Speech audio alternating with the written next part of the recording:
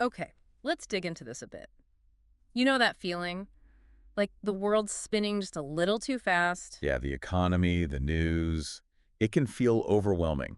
Exactly. And you kind of feel this inertia, like you're stuck. Our source today, Matt Peter, he actually noticed the same thing, interestingly, while he was outside the country looking back. Oh, that's an interesting perspective, like seeing it from the outside. Right. It's That, like there's this background hum of pressure, yeah, that a lot of us are dealing with. it really resonates, that feeling of being overwhelmed.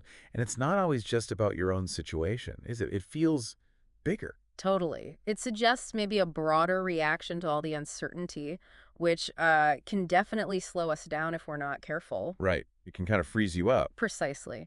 So, look, this isn't about getting bogged down in like all the anxieties or what ifs. No, we need to be practical. Yeah, this deep dive is really focused on how to actually break through that frozen feeling and start making real moves forward, especially when things feel a bit shaky. Okay, actionable steps. I like that. We're pulling out some really practical stuff from Matt's talk to Keller Williams South Forsyth. Good source. Yeah, so the mission today is to give you, the learner, some solid things you can actually do to navigate this uncertainty, get back some control, and, keep moving towards your goals. Shifting gears, essentially, from just surviving to actually making progress. That's it. From survival mode to action mode. And that switch from being reactive to proactive, that's everything, isn't it? It really is. It's not about pretending the challenges aren't there. No, not at all. It's about understanding how we react naturally and then, like, consciously choosing a better way to engage. Okay, so let's start with understanding this freeze Matt talks about. He calls it survival mode. Right, the classic fight, flight, or freeze response. It's a trauma response, basically, to fear. And here's the interesting part he points out. How easily we can slip into that freeze state, that inaction, without even like fully realizing it. Mm-hmm. It creeps up on you. Think about it, the constant news feed, scrolling social media, even just dealing with client objections day in, day out. Yeah, all that input can contribute to feeling stuck. That constant barrage of information, a lot of it negative or worrying, Mm. it can definitely trigger that primal threat detection system. Our brains are wired for it, I guess. They really are. And in this hyper-connected world, the perceived threats can feel, well, relentless. Absolutely. And Matt shared this moment, it was quite insightful, where he realized he was kind of frozen too, but it took being outside the US for him to see it. Wow. So that distance gave him clarity. Yeah, that physical and mental space let him see it. And that's step one, right? Just recognizing, okay, maybe I am a bit stuck here. That self-awareness is crucial. You can't fix something if you don't even know it's happening. Exactly. And sometimes, like Matt found, changing your scenery, even briefly, can really help you see things clearly. Makes sense. A fresh perspective. Okay, so we see the freeze. Now, how do we shift into action? Into what Matt calls fight mode. Right, the proactive part. He really hammers home the need for an inclination towards action, just consistently moving forward. Small steps, consistent progress. Yeah. He even shared this coaching idea. Focus on making progress each week, not just on the giant end goal way down the line. It's about keeping that momentum going. That's so important. Those small, steady wins, they really add up, don't they? They stop you from feeling paralyzed by how big the goal seems. Right. And a big part of taking action, Matt says, is actively looking for opportunities in the current market. Okay, so how do we do that? By doing daily market analysis, he calls it using a hot sheet. A hot sheet, like Yeah. tracking the daily activity. Exactly. Listings taken, expires, cancellations, withdrawns, what actually closed, new listings, all of it, every day. Ah, so it's about that real-time data, watching the daily shifts to spot patterns. You got it. He says by watching that day-to-day movement, you start seeing trends that maybe you'd miss if you only looked weekly or monthly. That could give you a real edge, like maybe seeing a spike in expireds in one area signals something specific. Exactly. He says our brains are actually pretty good at spotting those patterns if we just, look for them. Makes sense. Feed the brain the right data. Yeah. And then the next step he suggests is learning from the people who are actually winning right now. Okay, find the people succeeding in this market. Yes. Identify them and just ask, hey, what are you doing? What's working for you? That's smart. Why reinvent the wheel, right? Mhm. Learn from those already navigating it well. And it's interesting, he said the answers are often really fundamental, almost basic. Like what? The number one thing, just consistently talking to people about real estate every single day. Huh. It always comes back to the basics, doesn't it? Pretty much. He Yeah. gave a specific example. Jen Davis, former VP at MAPS Coaching, she gets 2 listings a week consistently Oh, just by calling her database every day. wow. That really drives home the power of consistent, simple actions. We sometimes chase complex strategies. When maybe just doing the core stuff diligently is the key. Exactly. And he listed some other things that are working now too. Calling past clients, blocking out 2-4 hours daily just for prospecting, Focused effort. going after investor portfolios, really consistent pipeline follow-up, maybe expanding your geographic area. Or doubling down on a niche. Right, like a geographic farm, or working with specific types like divorce attorneys or estate lawyers. So it's all about proactive engagement and building those connections, diversifying your approach. Definitely. Now, he also talked about the new challenges cropping up, the new limiting beliefs and objections we're seeing now. Yes, the market shifts, so the conversations shift too. He gave a couple really concrete examples. One was a coaching client down in Central Florida, Okay. dealing with clients who were facing deportation or were undocumented and needed to sell or buy property, situations those agents just hadn't run into before. Whoa. Yeah, that shows how bigger societal issues can create really specific, complex challenges in our local markets. Old strategies might not apply. Exactly. You need to adapt, think differently. Yeah, for sure. More creative problem solving needed. Another one was an agent in Utah. Deals were falling apart because the stock market was shaky and it was hitting people's ability to buy second homes. Oof. Yeah, that connects the dots between broader economic stuff and individual deals. You have to understand those ripples. Totally. And it means you need more empathy, maybe a deeper understanding of what your clients are going through now. Definitely. So because of all this new complexity, Matt really stresses, we've got to up our game, improve our skills, improve our communication. Continuous learning. It's essential in a market like this. Sharpening communication helps build trust when things feel uncertain. You can't just rely on what worked before. No, got to keep evolving. Now, this next point might feel a bit counterintuitive when we're talking about action, but he really emphasized breaks, scheduled vacations. Avoiding burnout. Crucial. Crucial. And get this, he said something like 80% of the benefit of a vacation actually comes from anticipating it. Really, just looking forward to it gives you most of the boost. That's fascinating.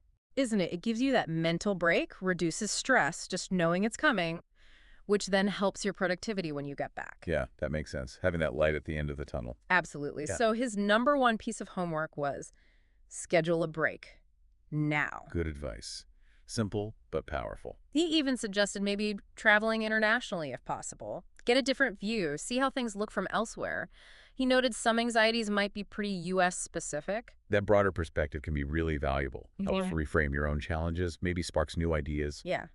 And he also mentioned listening to different viewpoints, even ones you don't agree with, Oh, interesting. Why? just to stimulate new thinking, Yeah. challenge your own assumptions, maybe uncover a solution you hadn't thought of. Opens up your thinking. I Yeah. can see that. Avoids echo chambers. Right. And lastly, in this section, he talked about exercise, even just daily walk. The physical side. Big impact on brain function, energy levels, just overall well-being. And he made this great connection in real estate. He said, people buy and sell our energy. Ooh, I like that. Your energy, your enthusiasm, it's contagious. It builds that rapport and trust. So taking care of yourself physically directly helps you professionally. Absolutely. Can't pour from an empty cup. Okay, so we've talked about getting into action mode. Now, Matt shifts to something super critical, pipeline math and setting goals you can actually hit. The numbers side. This is key. He basically says a healthy sales pipeline is the foundation for hitting your closing goals. You have to understand the math behind it. Right. Got to know the numbers that drive the business to make good decisions and, predict things accurately. So he walked through this calculation. It's pretty straightforward, but really eye-opening. First, figure out how many closings you want each month. Okay, your target. Then estimate your average time from getting an agreement to the actual closing. And he says, use 90 days minimum here unless you really know your market consistently closes faster. That 90-day buffer is smart. Accounts for delays, longer market times we're seeing now compared to, say, a couple of years ago. It's more realistic. Definitely more realistic. Next, you need your fallout rate or your conversion rate. What percentage of deals that go under contract actually make it to closing? Right, because not everything closes. And again, he warns, don't use anything higher than 80% conversion unless you have solid proof you consistently beat that. Better to be a bit conservative, yeah. Make sure you generate enough at the start. Don't want to fall short. So the formula is take your desired monthly closings, multiply by your time frame in months, so 3 for 90 days, then divide by your conversion rate, like 0.8 for 80%. That equals the number of active clients you need in your pipeline. Okay, let's process that. So monthly closings, time frame divided by conversion rate. Yeah. He gave an example. Say you want 10 closings a month. Time frame is 3 months, 90 days. Conversion is 80%. That's 10, 3.8. 30 divided by 0.8. Mm-hmm. That's 37.5. Yeah. So you need like 38 people actively in your pipeline. Exactly. 38 people you're actively working with at any given time to hit that 10 closings a month goal. Wow, that really puts it in perspective. You need a much bigger pool than maybe you instinctively think, especially with longer closing times. Right. And that leads to his main point. Probably the biggest reason people miss their goals is their active pipeline just isn't big enough. Especially now compared to 2020, 2021 when things were flying off the shelves. Yeah. A smaller pipeline might have worked then. But not now. The market's shifted. Our strategies have to shift too. Longer days on market, maybe more deals falling through. You need more volume. Makes total sense. Higher volume approach is often necessary now. So to really hammer this home, he uses this pipeline ranking exercise. Okay, ranking them. How? You take everyone in your active pipeline and sort them. A is for people you are absolutely sure are closing this month. Got it. Solid deals. B is for next month's closings. C is the month after that. And D is everyone else in the active pipeline. Ah, okay. So A, B, C are your near-term certainties, relatively speaking. Exactly. It gives you a much more realistic picture of your immediate business. It's not just a list of names. It's weighted by probability and timing. Forces you to be honest about where things really stand. Totally. He says the number of A's you have, that's pretty much how many closings you can expect this month.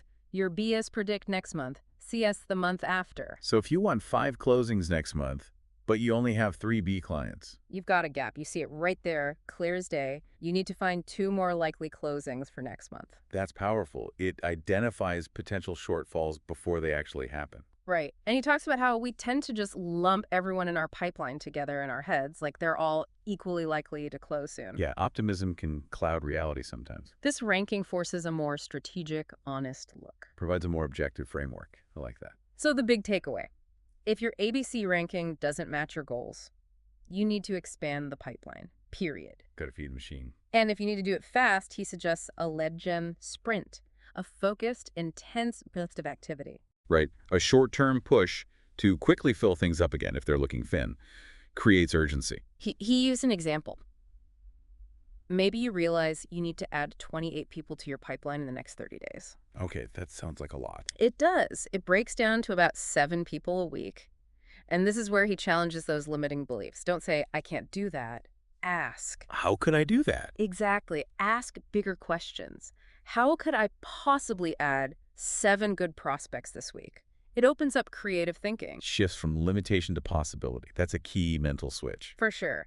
And finally, he tackles the fact that, let's be honest, a lot of us resist lead generation. Yeah, the fear of rejection, the procrastination, it's real. So he focuses on low friction, no friction activities, things that are easy to do with very little chance of rejection, just to get the ball rolling again. And smart. Start easy, build momentum, build confidence, overcome that initial hurdle. Exactly. And he gives some super practical examples, like first one, text 10 people you know. Just text them. What do you say? Simple. Hey, what are your real estate plans for 2025? That's it. He said you might get appointments booked right away from just that. Wow. Leveraging your existing network. Low stress, high potential. Right. Another one. Just consistently host open houses. He seems surprised how many agents don't do this regularly anymore. Yeah, it's a fundamental, a direct way to meet active buyers and sellers. He said, at the end of the day, success often just comes down to how many real estate conversations you have.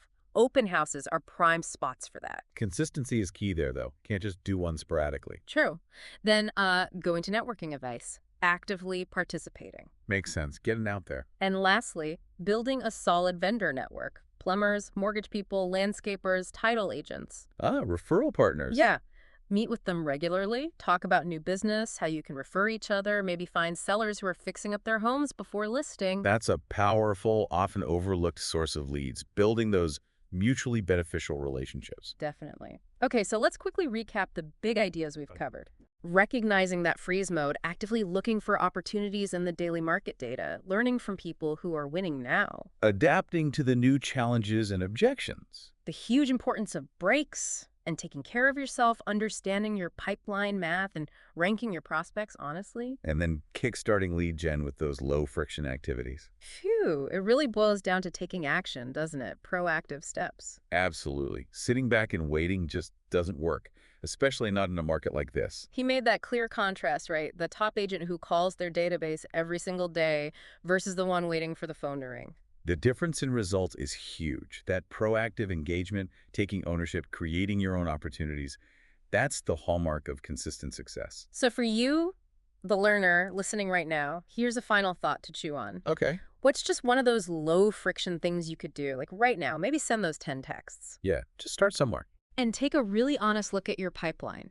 Does the size and the ABC ranking actually line up with your goals for the next few months? That reality check. And maybe most importantly, what's one bigger question you can ask yourself today about your own potential?